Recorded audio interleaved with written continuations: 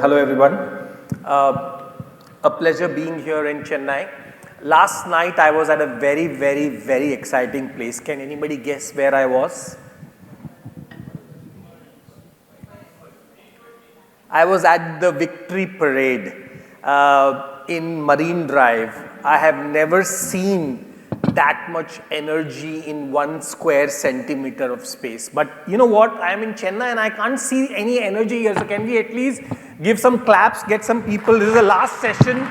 All the backbenchers come and fill the seats here. Let's see how Chennai can do it. Right? Mumbai was like completely crazy. I know we talked about startups and we were saying what is the right age to start up. And my point overall is that the best way to start up is that you should never grow up in the first place. And it's all about having the mindset of somebody who is always looking to level up. I come from the world of computer games. I started my first company when I was 16, ended up becoming one of India's biggest gaming company. But post that, I started another company called GOQii, which is all about health. But what I wanted to share with you today was the reality we are seeing in the corporate world and the reality we are seeing now with AI and everything else coming up, and there are lots of questions around it. So I wanted to kind of cover a little bit of this in my talk today. So first of all, this is absolutely well known. Post-COVID, especially the stress levels across corporates, not only in India, but all over the world are at an all-time high. And this is also connected to employees not being as engaged. And I'm sure you have seen versions of this in your own organizations or even in other organizations And there is a lot of talk around how do you solve this, what needs to be done. And, the statistics are crazy, and this is just recent statistics, that 60% of employees are stressed, 53 are from long working hours, and there is, now AI is coming. So this is becoming a challenge for everyone. And the solution is fairly easy, right? I mean, when you look at boardrooms, the discussion is, it's very simple. Let's increase pay, reduce work hours, and increase leaves. This sounds like an amazing solution to all these problems. The reality is, this is absolutely something which is not going to work. And the reason it is not going to work is because fundamentally we are dealing with not a problem of lower pays or any of the other things. I'm sure most organizations, especially now, follow a great degree of flexibility. So where is the problem? And if you really go back to the source of this, the problem goes back to the motivation of the people around you and the motivation itself. And that's where the whole idea of gaming comes in, where if you are solving a motivation problem, you look at the solution in a very different way. Or if you are solving a problem of giving somebody more, pay or more designations, etc. But that's not the simplistic model of what's going on. One of the most important things, especially today, is that a lot of what we do is connected to not only the physical environment, but what's happening around us. And today, as we know that more and more people are having communicable diseases, diabetes, cholesterol, hypertension, I mean, it's at an all-time high. And this also connects to how we are engaging at a workplace or even outside the workplace. People have very less time and they are mostly commuting long hours. I don't know about Chennai, but at least in a lot of other cities, I don't want to even talk about Bangalore commutes, but that overall engagement seems to be falling again and again across the board. And the question comes back to how do you put a framework to not only engage people, but motivate them at the same time. And the best thing is, most of these answers lie in the world of computer games. And you'll be surprised saying that how can computer games help you in all of this? The real question over here is, if you look at the history of computer games and all the innovation which has happened in gaming, actually they have what now got translated into the real world. I don't know how many of you know the #1 learning app in the world. Learning app, actually that's you can call that a learning app, but the #1 learning app is an app called Duolingo. Duolingo is a completely video game based learning app. You can learn any language. Now let me ask you, which is the #1 health app in the world? Google. So interesting point, there is an app called Pokemon Go. It's a game where people had to go and find Pokemons. And that one game made more people run and walk than all the other health apps and systems in the world combined. So Pokemon Go is impacting health. Duolingo is impacting education. And when you think of what is happening, for example, even a simple tool like LinkedIn or Instagram, they are now putting a number of elements from the world of gaming to challenge you, to engage you, to reward you. But the question is, how do you take this into a framework of an employee or a career or an HR perspective?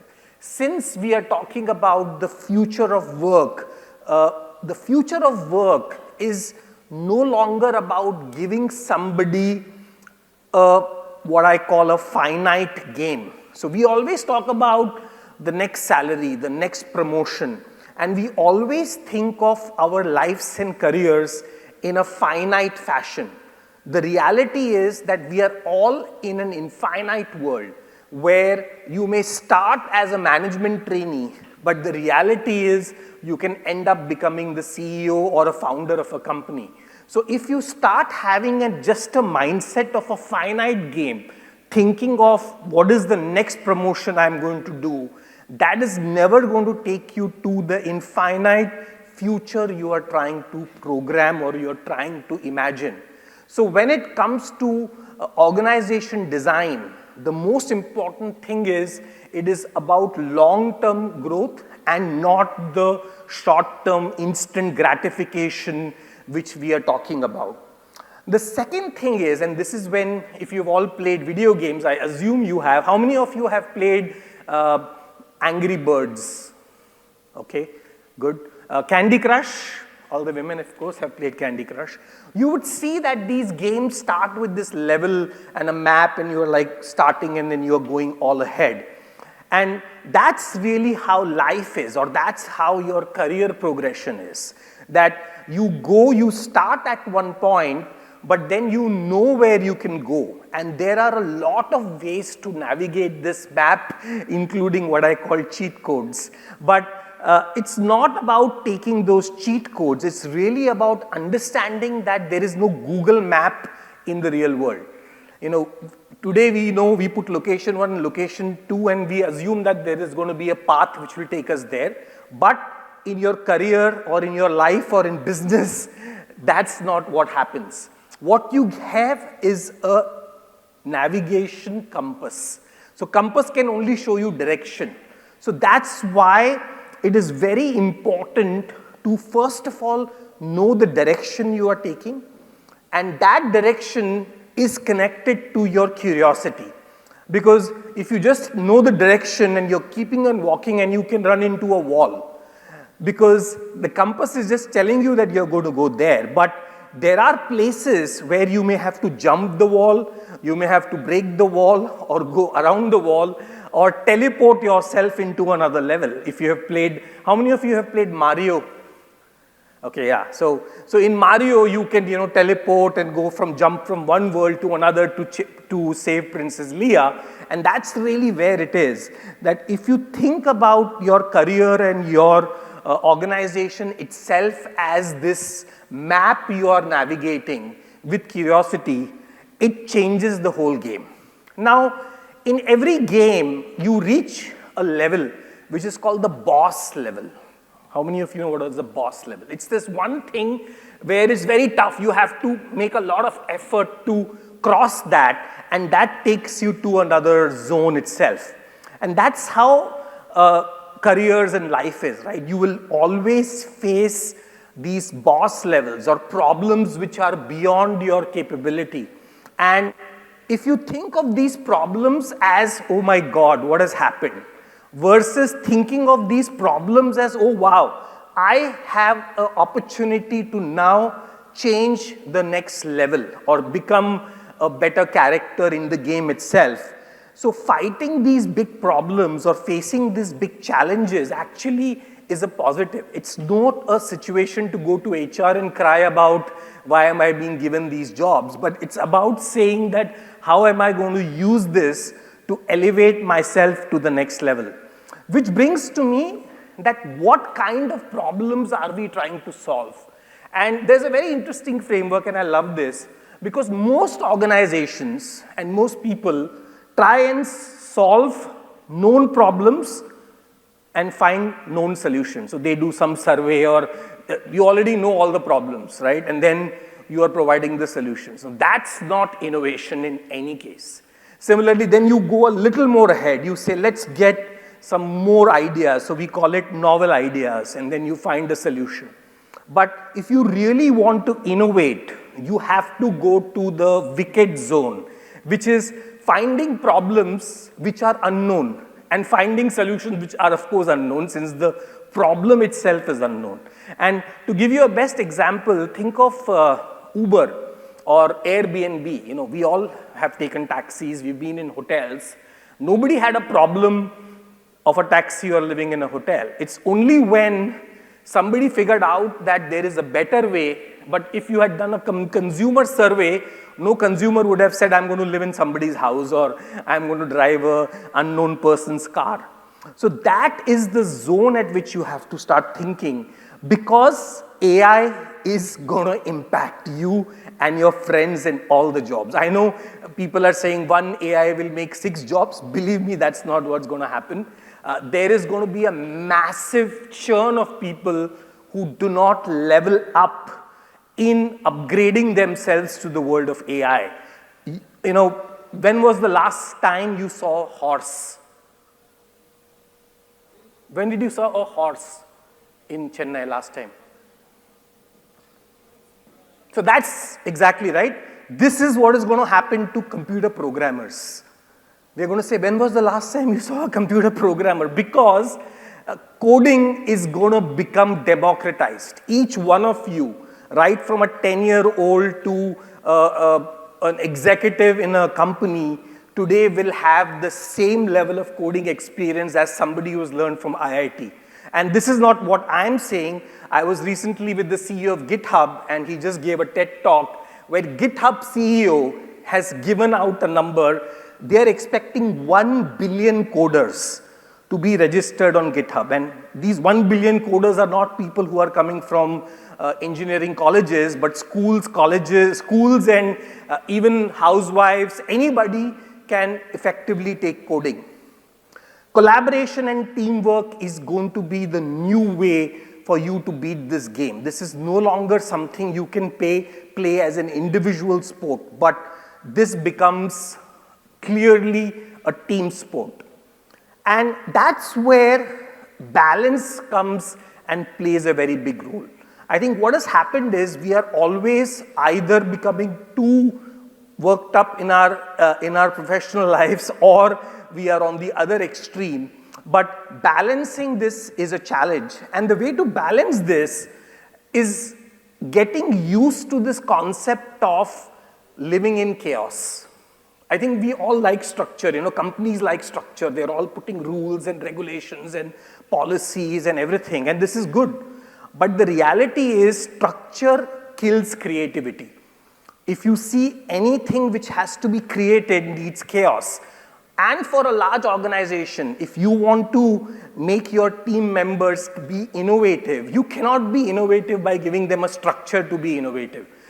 You have to be innovative by giving them a chaotic environment and then making them understand that the chaotic environment is the normal. So in our company, in my organization, if something doesn't go wrong every day, then I am worried because then I think everything is running fine. But that's really the framework of thinking around this whole model. And that's where joy comes in. And I'll get to that whole point of joy and fun. And it's a very, oh, let's have fun, let's have fun. Does anybody know the meaning of fun? How do you define fun? And there's a very interesting framework around fun. Let's put skills on an axis and difficulty level on another axis. So imagine that there is a beginner who I have given a very difficult task. Now, there is a mismatch in the skill and the experience. This person will get anxious because they are not able to perform the task. Similarly, I take somebody very experienced and give them a very simple task. They get bored. And this is what is happening in organizations every day, that people are given tasks which are either way above their capacity or way below. To get into a fun zone, your task should be slightly above or little more above than your experience level. That's what makes it challenging and fun. And this framework, I'm putting it in a very simple way, can be adopted into literally anything you are trying to do, whether you are designing an incentive program, to a HR program, to a health and wellness program. It's all connected, because if you miss this, this is the reason why people disengage with any activity, because they are somehow bored of it or they are very anxious of it. And that's really where the balance comes in. So a lot of people ask me that how can I deal in the world of AI? And I tell them one thing, I'm sure each one of you has possibly the latest phone. We all want to upgrade our phone. We all want to upgrade our cars, our laptops, every piece of equipment. But if you think of yourself as a product, my question to you is, have you ever thought of upgrading yourself? And when I say upgrading yourself, you can upgrade yourself into 3 levels, just like any computer or hardware. One is on the physical hardware, second is on the software, and third is on the operating system. Now, talking of your hardware, that's your physical body, your nutrition, diet, exercise. So think of it like if I am version 1.0, can I walk 500 meters non-stop? That's your version 1. So next year, you will say my version 2.0 can walk 1 kilometer. So you have upgraded your hardware. Similarly, if you look at software, you will say, how do I upgrade my software? So can I read more books? Can I learn a new language? Can I learn to play a musical instrument? Can I watch more podcasts or attend more sessions? So this is giving you intellectual software upgrades. Just like every software company wants to sell an upgrade to you, you have to invest in your own upgrade. But finally, remember one thing, you could have the best software and the best hardware, but if your operating system is old, what will happen? Computer will crash. And that is what is happening with people getting into burnout. We always see people who are great performers, who are doing really well, and one fine day you find them burnt out, or they have a sudden heart attack. It's not very uncommon to hear about these things in workplaces, and you're like, oh, this person exercised so much, or this person was so happy. I did not know they are going through this issue, because they are not working on the mental well-being. So you have to think about a framework of upgradation. And remember, AI is also upgrading. ChatGPT 4.0 has come and 5 will come, and they are constantly upgrading their own capabilities. So if you think that you don't want to upgrade your capabilities or just learn a few courses and do one workshop somewhere that is only upgrade your software, you will not be able to beat AI. You need to think of it also like having a better GPU and a better CPU. So ultimately, the lesson I want to have you take away in today's session, given that this is the last session, that the framework for being young at play and to have a mindset of a gamer or to have a learner's mindset, you need to think about discovering your vision and finding a problem which you are excited about. And believe me, in every organization, every company, every startup, you have this. And if you don't have this, you cannot go ahead. It's like, imagine that everybody is going in a different direction. They have a compass, but everybody's compass is marked at a different direction. You will never be able to go to the direction you want. Secondly, it's about seeking discomfort. It's working with people who have different abilities. Think of a cricket team. You don't have 10 batters and wicket keepers and bowlers. You need to have people with different skills to make a team. Similarly, right now we are trying to make everybody trained into all the skills and all the things. While it's good, but in reality, you have to create your team of Avengers, is what I call it. You have to navigate your own map, whatever it is, but be curious. Every time you have a problem, don't think of it that as a hurdle, but think of that as an opportunity to level up and improve your skills or improve your own character, and making sure that a chaotic environment is not bad. You know, I know we all love structure and processes and systems, and I'm sure you have to do 1,000 compliances, but at the same time, you have to remember that there is no chaos you cannot create in this world. And finally, it is about upgrading yourself. Just like how, you know, from school to college, we are constantly going from first grade to second grade and third grade, and we always have it, but suddenly, once we are in the workspace, we are no longer learning. For us, then it becomes, what is my next designation, or what is my next salary, and what is my next promotion? That is not what is upgrading you. So all I want to say is, on this Friday night in Chennai, please go and party hard tonight. I know Chennai, I was told Chennai people don't party as much, but yeah, if you can party hard, there are some incredible places here, and thanks a lot for your time. For more content on tech and leadership, subscribe to NASScom YouTube channel and press the bell icon to never miss an update.